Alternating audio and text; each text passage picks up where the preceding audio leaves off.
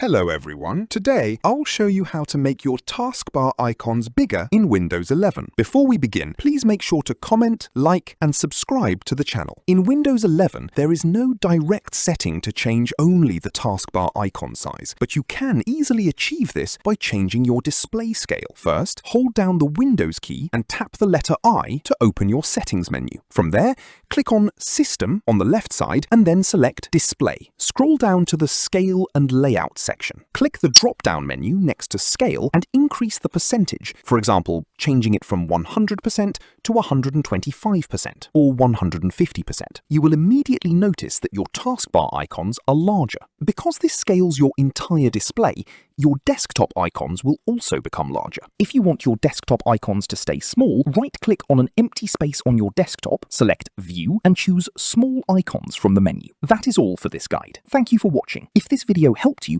please drop a like, leave a comment, and subscribe to the channel for more tutorials. See you in the next video.